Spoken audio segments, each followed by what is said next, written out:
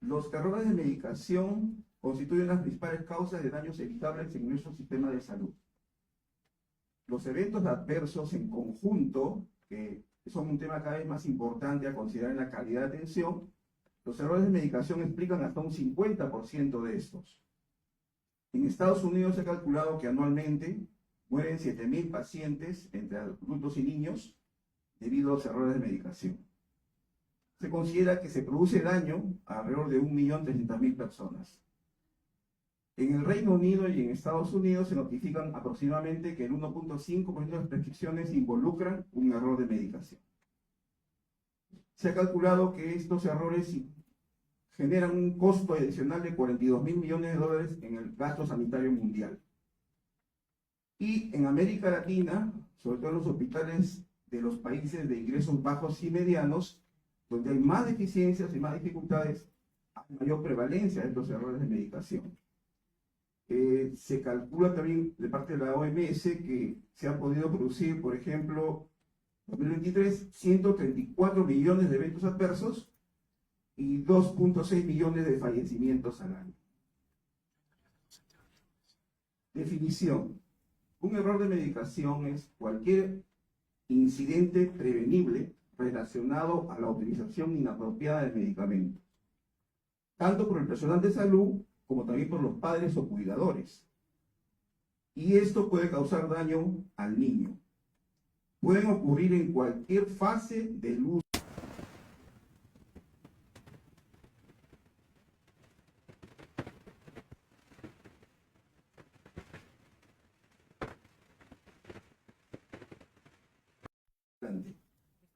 Se considera que, al igual que las reacciones adversas medicamentosas, su prevalencia es 3 veces mayor en los niños con respecto a los adultos. Factores de riesgo.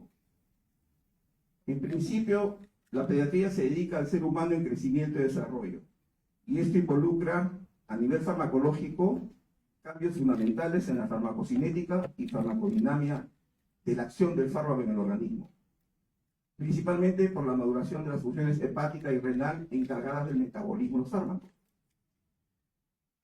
Tenemos también que hay una necesidad de cálculo de dosis individualizadas según la edad, el peso y la superficie corporal. También tenemos que en el mercado no hay la suficiente disponibilidad de formas farmacéuticas de determinados medicamentos. Por ejemplo, no tenemos para los pacientes que tienen problemas renales crónicos pediátricos la furosemida en suspensión o en jarabe, de forma líquida, ¿no? Y eso genera dificultades a la hora de preparar los productos a partir de las formas adultas. Hay una gran necesidad de dosificar en forma precisa, según el peso generalmente del paciente y de edad. También hay un porcentaje de medicamentos que los ensayos clínicos han sido realizados y autorizados en su gran mayoría en pacientes adultos. Todavía un buen porcentaje no han sido evaluados suficientemente con ensayos clínicos controlados en niños. Entonces, muchas veces se extrapola el uso de los fármacos de los adultos a los niños, no tienen aprobación oficial de la FDA o de la EMA, de Estados Unidos o de la Unión Europea, y se usan fuera del inserto,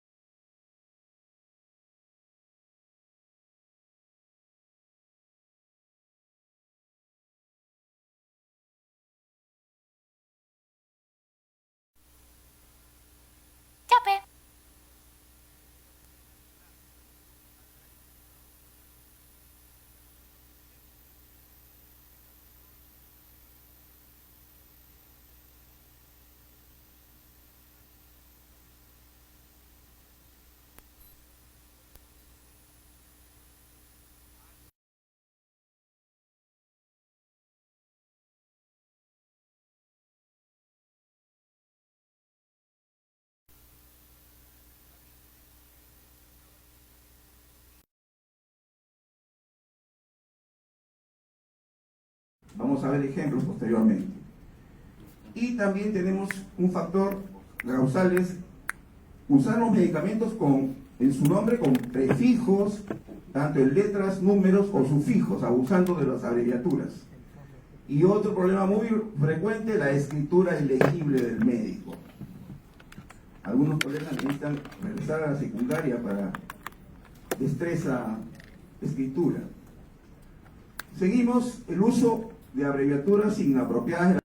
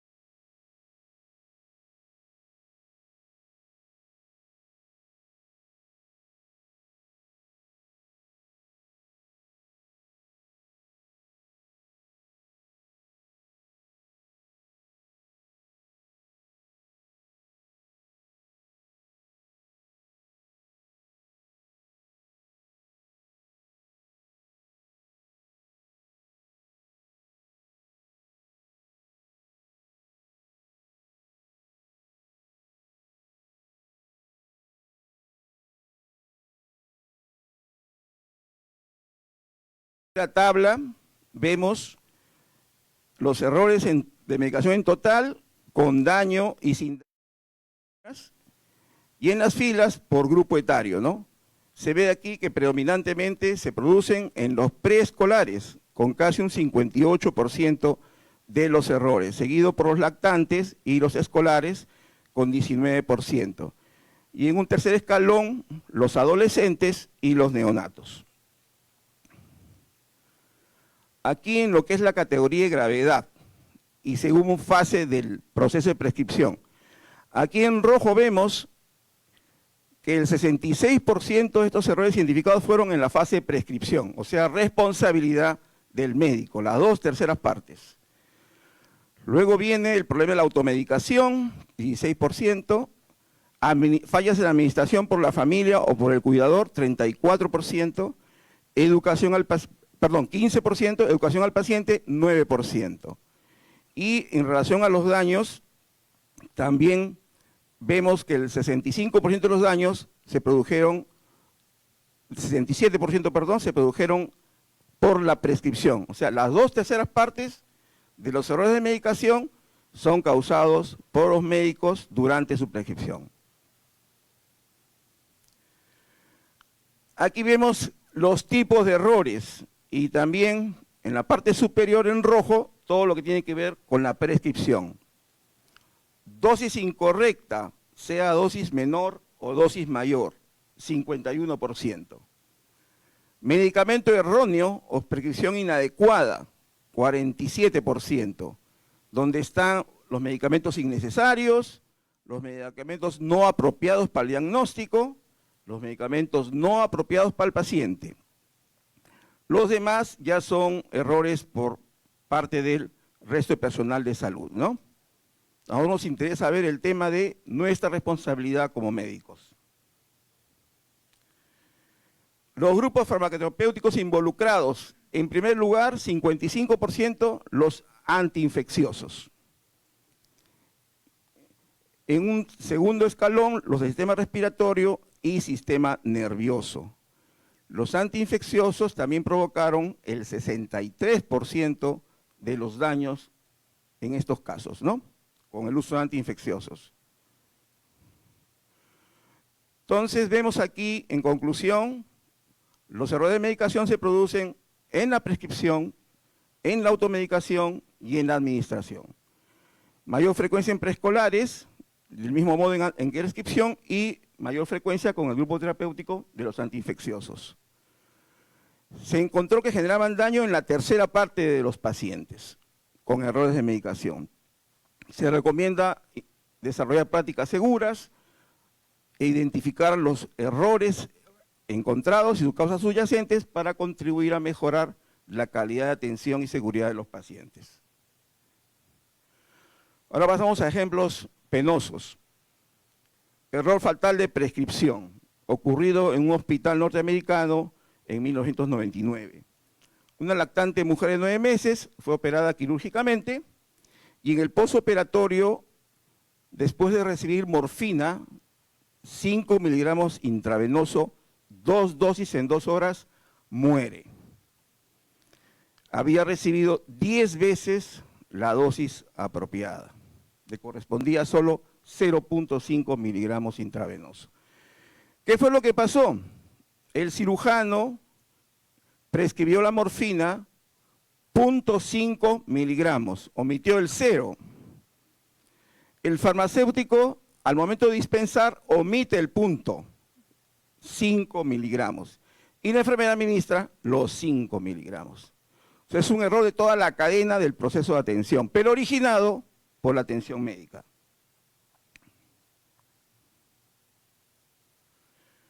Ejemplos en nuestro país. En el Instituto de Salud del Niño de Breña, 1996. Lactante varón de 10 meses con diarrea aguda, vómitos y deshidratación. Le prescribieron hidratación intravenosa con dextrosa al 5% y electrolitos. 2 horas después de empezar la hidratación, el paciente evoluciona con irritabilidad, poliuria, alteración de conciencia y convulsiones. Se determina un deterioro grave del niño, es evaluado por el personal de emergencia, sospecha de descartar sepsis, meningoencefalitis y tuvo que pasar a UCI. En la UCI se incluyen nuevos análisis, nuevas indicaciones, se inician antibióticos con cultivos y su monitoreo. La enfermera de UCI, al momento de cumplir con el tratamiento indicado por el médico, cambia el frasco de dextrosa que había estado recibiendo el niño, retira el esparadrapo donde ponen las enfermeras las cifras de lo que se coloca en electrolitos. Y la sorpresa fue que el frasco usado era una dextrosa al 50%. Los análisis de sangre y orina y líquido cefalorraquídeo tuvieron que hacer punción lumbar por sospecha de meningoencefalitis, arrojaron niveles de glucosa extremadamente altos, compatibles con este tipo de hidratación. ¿Cómo evolucionó este bebé? Estuvo en UCI varias semanas, se quedó hospitalizado durante decenas de años en el Hospital del Niño, porque los padres tiraron la toalla a los pocos años y dejaron de verlo. Secuelas graves, daño cerebral, ceguera, déficit motor y retardo del desarrollo. ¿Cuál es el mecanismo acá? La glucosa en niveles fisiológicos interactúa con las demás moléculas biológicas del cuerpo mediante la glicosilación. Recordemos la hemoglobina glicosilada, ¿no? Pero en estas condiciones de saturación física ya se produce una glicación, un fenómeno físico, o sea, la glucosa comienza a unirse y a bloquear todas las proteínas, las membranas celulares, las glicoproteínas, las enzimas y todas las funciones celulares se interrumpen, se bloquean. Este paciente llegó a la adultez y me informaron en el Niño de Breña que fue transferido al Hospital Loaiza por la edad, donde falleció hace unos pocos años. Toda una tragedia. ¿Debido a qué? A que en ese tiempo los frascos de dextrosa al 5% y al 50% tenían una presentación y etiquetado y colores iguales en todo, excepto en el 0. He buscado dextrosa al 50% de esa época y ya no hay. Pero imaginen ustedes que la dextrosa al 50% era igualita y simplemente tenía ahí el 0 adicional. Entonces daba lugar a una confusión. ¿Dónde empezó la confusión? En la farmacia, en la enfermera, no se pudo saber con precisión. Con los años se vio pues, que era necesario que estas soluciones importantes tuvieran una identificación mucho más clara, ¿no? Para evitar que haya justamente estos problemas de confusión. Incluso me parece que ha desaparecido la glucosa al 50% a 1 litro, ahora hay en 1/4 de litro y en medio litro, hasta en el tamaño lo han modificado. Un segundo ejemplo que ocurrió en mi hospital, en el año 2001.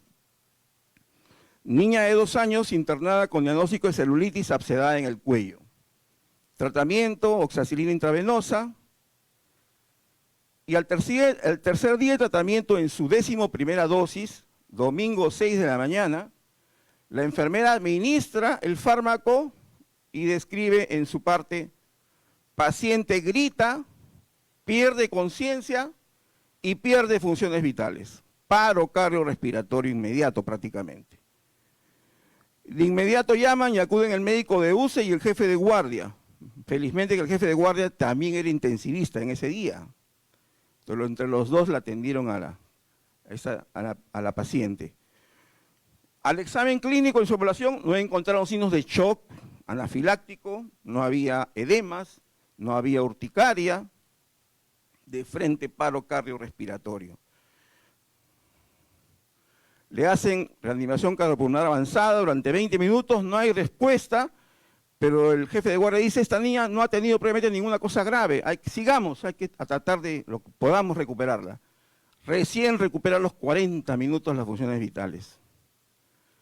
Se realiza la intubación endotraqueal. En ese proceso se describe no edema de glotis, no hubo anafilaxia, y pasa a ventilación mecánica. Diagnóstico, síndrome post-paro cardiorrespiratorio, descartar muerte cerebral. Al siguiente día, lunes, que yo entraba el jefe de guardia, voy a hacer la ronda a la UCI, ¿y qué encontramos? Necrosis distal de la mano de la niña en la zona donde había sido recibido el medicamento. Fue transferida al hospital Almenara vecino, porque era una niña que tenía encima derechohabiente de salud y falleció pocos días después. Se hizo un análisis fisicoquímico del frasco ampolla de oxacilina y ¿qué se encontró? Potasio al 7%. En ese tiempo se utilizaba el cloruro de potasio al 14.9%. En la actualidad ya está estandarizado al 20%. Entonces, el error fue que en vez de diluir la oxacilina con cloruro de sodio fisiológico, 0.9%, por un gravísimo error lo diluyeron con cloruro de potasio al 14.9%.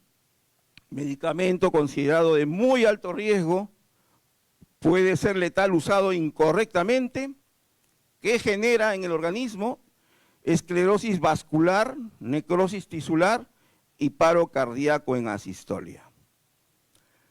¿Qué había pasado? Que las 2 ampollas de solución fisiológica de 10 mililitros y de cloruro de potasio al 14.9 eran iguales. Tanto eran de vidrio transparente, sus letras, números, tipo y color eran iguales. Los recuerdo que revisamos eran verde claro en minúscula y eran de 2 fabricantes diferentes. Entonces, para poderse distinguir tenía uno que acercar a 10 centímetros los 2 frascos y leerlos con mucho detenimiento. Entonces se generó una confusión terrible. ¿Qué había pasado? La enfermera había empalmado guardia del día anterior en otra entidad de salud y estaba en su segunda guardia de golpe, en su última hora de guardia, completando casi 24 horas. O sea, prácticamente estaba muy cansada y no pudo identificar. Pero la responsabilidad no es principalmente la enfermera, es un problema sistémico.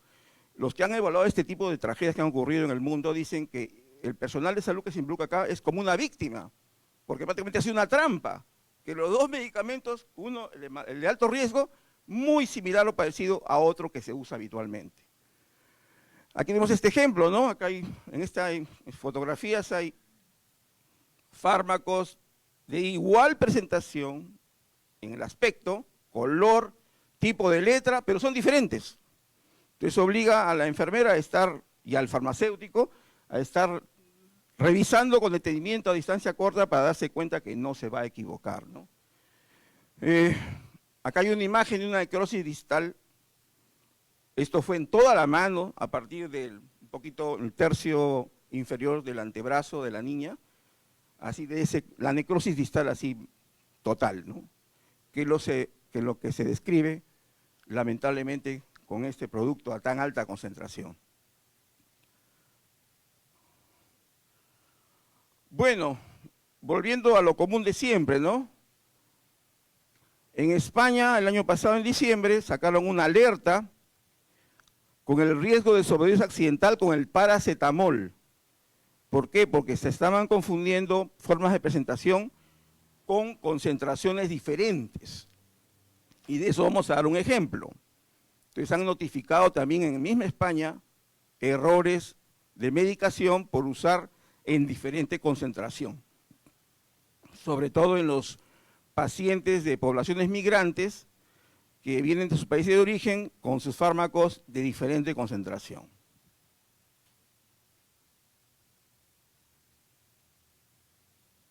Un ejemplo acá que tenemos potencialmente en forma diaria, ¿no? Un lactante varón de 11 meses, 10 kilos de peso, con rinofaringitis, viene a la atención por fiebre. Le indican el jarabe de paracetamol, viene 120 miligramos por 5 mililitros, se considera que es una concentración baja, 24 miligramos por mililitro, y recibe una cucharadita condicional hasta cada 6 horas, 12 miligramos por kilo, dosis del medicamento, ¿no? El rango de dosis, 10 a 15 miligramos por kilo, y la dosis diaria máxima, 60 miligramos por kilo. El lactante puede persistir febril durante 3 días y el frasco de 60 mililitros en ese tiempo se acaba. ¿Qué puede ocurrir? La mamá va a buscar al botiquín de la casa, si tiene algún paracetamol pendiente ahí guardado, y encuentra un paracetamol en el envase de 10 mililitros en gotas. El paracetamol en gotas viene con una concentración de 100 miligramos por mililitro. Es una concentración alta. Y la mamá simplemente sigue con la indicación, creyendo que el volumen que debía darle era similar al que se fue el jarabe, y llena la cucharadita 5 mililitros con las gotas del paracetamol. ¿Cuánto le está dando el bebé de dosis? 500 miligramos. Prácticamente 50 miligramos por kilo, 4.2 veces la dosis que le corresponde. Eventualmente, si este niño continuase con fiebre 24 horas más y la mamá tuviese el frasco de paracetamol en gotas lleno o de repente un segundo, es un potencial riesgo, cabe el riesgo que la mamá le pueda dar entre 2 a 4 veces la misma cantidad. 500 miligramos 2 a 4 veces. 1000 miligramos o 2000 miligramos en 24 horas, que equivaldrían a 100 a 200 miligramos por kilo por día, siendo que la dosis tóxica del paracetamol es 100 miligramos por kilo y la dosis letal 170 a 200 miligramos por kilo. O sea, acá volvemos a lo que dijo Paracelso. La única diferencia entre un medicamento y un veneno es la dosis. Y este es un asunto potencial cotidiano que puede ocurrir eventualmente, ¿ya? Otro ejemplo, en el año 2007 en Etiopía se hizo una campaña de desparasitación, dando albendazol tabletas a la población. Incluyeron a población pediátrica y en atención primaria de salud los técnicos de sanitarios no les dieron adecuadamente la indicación o no la tuvieron bien precisa. En la población pediátrica forzaron a varios niños a que tomasen las pastillas, las deglutieran. ¿Qué pasó? 4 menores de 3 años en el intento de ingerir las pastillas se atragantaron, se presentó el problema del cuerpo extraño en la vía aérea y murieron por asfixia, por el atragantamiento con la tableta de albendazol. Aquí en nuestro país, hasta hace 25 años, en nuestro hospital no teníamos neumología pediátrica. Entonces, si a un niño le ocurría esto, en nuestro medio, lo único que tenía era ir al hospital del niño de Breña. Y a veces teníamos entendido que tenían solo un broncofibroscopio y a veces no funcionaba bien. Entonces, hace 25 años un niño acá tenía prácticamente el riesgo de morirse, de no tener atención. En la actualidad, nuestro hospital es centro de referencia para la extracción de cuerpos extraños de esta naturaleza, ¿no? Entonces, ¿cuál es la recomendación a la seguridad, no? Un niño puede deglutir con propiedad las tabletas recién a partir de los 8 años de edad. Entonces, en todo niño menor de 8 años, si no tenemos la forma farmacéutica en suspensión líquida o jarabe, se tienen que triturar las tabletas, disolverse en agua y obviamente dividir según la dosis que se requiera, ¿no? Cosa que ya es una actividad dificultosa, ¿no? Pero esa es la necesidad, ¿no? Esto ocurrió el año pasado, en Chiclayo, Moncefú. Un niño de 3 años se encuentra una pastilla de azithromicina que usaba su papá y se la lleva a la boca, la pastilla era grande y el bebé se atraganta y se muere por asfixia. El tema de las inyecciones. La OMS ha calculado hace 10 años que en todo el mundo anualmente se administran 16.000 millones de inyecciones, un promedio de 2 inyecciones por persona. De ellas, el 10% involucran las inmunizaciones, los anticonceptivos y algunas medidas de salud pública. ¿Cuál es el problema acá? La prevalencia de prácticas de inyecciones no seguras. En el 2014 se calculó que en la década del 2000 al 2010, debido a las prácticas de inyecciones no seguras, se habrían producido 1.67 millones de infecciones por el virus de la hepatitis B, 315.120 infecciones por el virus de la hepatitis C y 33.877 infecciones por el virus de la inmunodeficiencia humana. Y eso que no estamos contando acá, los problemas de los abscesos que se pueden producir. ¿Por qué? Porque no hacemos un lavado de manos apropiado antes de cada inyección. Entonces eso también hay que estar atentos de que el personal de salud cumpla con el lavado de manos antes de atender al paciente, antes de un procedimiento invasivo, el lavado de manos correspondiente, ¿no? Y el uso de jeringas y agujas nuevas estériles descartables. Recuerdo cuando empecé mi serum en el año 89, no habían agujas estériles descartables nuevas. Llevaban nuestras jeringas de vidrio y teníamos que ir al esterilizador del centro de salud y tratar de conservar lo más posible y eran reutilizables, ¿no? Miren las grandes dificultades que hemos tenido en ese tiempo, ¿no? Ahora todo es nuevo y descartable, o debería serlo, ¿no? Entonces, ¿qué recomendaciones se dan para una prescripción segura? Poner al fármaco en su nombre oficial internacional, denominación común internacional, o DCI. Puede ser el nombre genérico también, ¿no? Generalmente, pero a veces hay medicamentos que tienen 2 nombres genéricos, ¿no? Paracetamol y acetaminofén, cotrimoxazol y trimetoprim-sulfametoxazol. Entonces, uno de los 2 es el oficial, y ese hay que usarlo.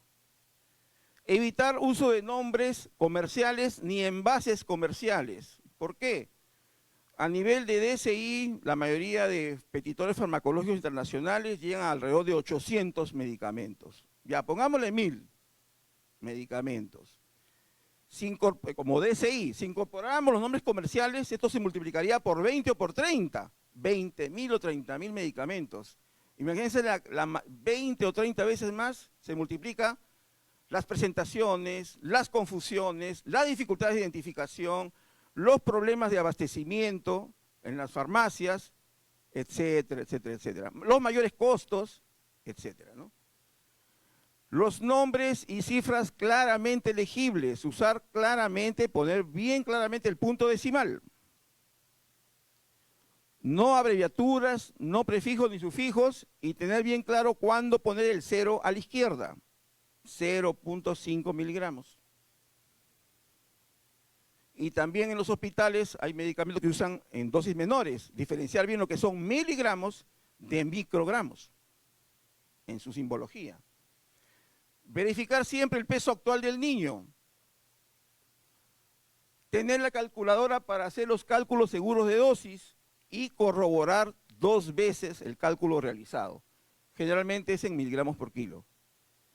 En la historia clínica, no omitir las preguntas de identificación de alergia a fármacos o reacciones adversas medicamentosas que hayan sufrido antes los pacientes. Especificar claramente la dosificación, la forma farmacéutica, la concentración, cantidades exactas, utilizar miligramos o mililitros, pero no usar centímetros cúbicos. La abreviatura de centímetro cúbico es confusa. En la medicación líquida, usar jeringas con medición en mililitros, lo cual es mejor que usar las cucharaditas de medida, que solo puedo medir 5 mililitros o 2.5 o 1.25, a veces con mucha dificultad el cuarto de cucharita, ¿no? No usar cucharitas caseras, que no hay un tamaño estándar y hay de diferentes modelos, fabricantes, etcétera, materiales, ¿no? Asegurar que los padres entienden la posología indicada, el volumen, la frecuencia diaria y la duración del tratamiento. Y en este sentido, todo tiene que ser por escrito. Las excepciones son en los servicios de emergencia, en que en pacientes en emergencia pueden dar lugar a la necesidad de tomar decisiones inmediatas y hacer prescripciones y órdenes verbales. Las órdenes verbales y las prescripciones verbales se restringen solo a las atenciones de emergencia. Y como verificación, la enfermera o el personal al cual se le ha dado la orden, que puede ser un residente o un interno, debe de repetir la indicación dada por el médico superior, ¿no? Repetir completamente, verbalmente la indicación para asegurarse que es efectivamente lo correcto, ¿no? Se debe identificar claramente los medicamentos de alto riesgo en los servicios de farmacia. Una cosa importante en todo es que tengamos una historia clínica electrónica universal para todos los grupos etarios, niños, adultos mayores, que es tan importante. Si no tenemos eso, que no lo tenemos, dependemos completamente de la memoria de los pacientes, y la memoria es muy débil. Y tenemos más incertidumbre con todo esto. En el 2017 la OMS empezó la iniciativa de una medicación del daño como el tercer reto mundial de seguridad del paciente, todo un proceso de mejorar la seguridad de los pacientes. ¿Qué se plantea? Mejorar los sistemas y procedimientos, identificar las cosas de forma correcta. Paciente correcto, medicación correcta, dosis correcta, vía de administración correcta, momento y tiempo correcto y un seguimiento correcto. Generar y desarrollar una cultura de seguridad y calidad de atención y fortalecer el trabajo en equipo entre el médico, la enfermera y el farmacéutico. Y también involucrar la participación activa de los pacientes y los padres y de los cuidadores para empoderarlos en el cuidado de sus niños cuando tengan que hacerlo en la casa. Acá tenemos, por ejemplo, una lista de medicamentos de alto riesgo, en los cuales está justamente el cloruro potásico, también tenemos al gluconato de calcio, el cloruro de sodio hipertónico, la epinefrina, el paracetamol intravenoso, también es un medicamento de alto riesgo, el sulfato de magnesio, entre los antibióticos, la vancomicina. Aquí hay una lista mucho más grande que hace manejo hospitalario, en hospitalizaciones en cuidados intermedios, en cuidados intensivos, y el tema de la exposición a los medicamentos por parte de los niños. En el desarrollo sensorial del niño, ellos exploran el entorno y son curiosos. Entonces, todo niño de 0 a 3 años de edad se lleva las cosas a la boca y las prueba, parte de su desarrollo sensorial. Por eso ustedes recuerden de que en todos los juguetes de objetos pequeños, siempre hay en la parte posterior una señal de alerta: prohibido este juguete para niños menores de 3 años, porque contiene piezas pequeñas, por ejemplo, algunos legos, ¿no? Los medicamentos líquidos, sólidos, cremas y ampollas, todos tienen que conservarse en un botiquín bajo llave, fuera del alcance y la vista de los niños, usar envases con tapas a prueba de niños, no tomar un medicamento delante de un niño. Por ejemplo, el papá o la mamá está con una enfermedad X y toma un fármaco delante de su niño. Los niños tienden a hacer imitación, creen que es algo bueno. Entonces, si por error el papá deja la pastilla en el costado de la cama, el niño está solito y se va a llevar la pastilla a la boca imitando a su papá. Guardar los medicamentos después de cada uso.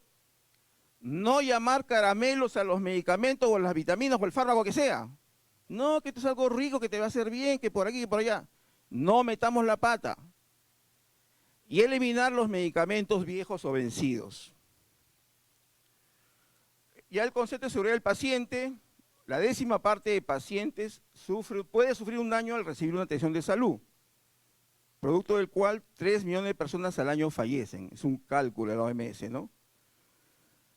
1 de cada 20 pacientes puede tener un daño por los medicamentos y entre ellos 1 de cada 30 por los errores en la prescripción. En primer lugar, por nosotros. Y más de la mitad son errores prevenibles. En atención primaria ambulatoria, en entornos de grandes dificultades y limitaciones, se ha visto de que hasta 4 de cada 10 pacientes están en riesgo de sufrir errores de medicación. Y las 4/5 partes podrían ser prevenibles. El concepto de seguridad del paciente involucra no solo la seguridad en la medicación, sino la identificación correcta, nombre y fecha de nacimiento en el niño, es fundamental, en los niños pequeños sobre todo, comunicación efectiva en alianza del equipo asistencial de los padres, reducir el riesgo de infecciones asociadas a las atenciones en salud, principalmente el lavado de manos, y la prevención de caídas o extravíos en los establecimientos de salud o en la hospitalización. Se ha generado una alianza mundial por la seguridad del paciente. Aquí hay 6 casos representativos de daño o de muerte por errores de medicación en todo el mundo. Acá hay un documento de la OMS, promover la seguridad de los medicamentos para niños, promover la seguridad en las inyecciones, sistema de notificación y aprendizaje sobre los errores de medicación, con el rol de los centros de farmacovigilancia, la red internacional de seguridad en la medicación y el plan de acción mundial para la seguridad del paciente de la OMS en la década 2021-2030 que está desarrollándose actualmente, ¿no? Con el objetivo de eliminar los daños evitables en la atención de salud. Eso sería todo. Muchas gracias.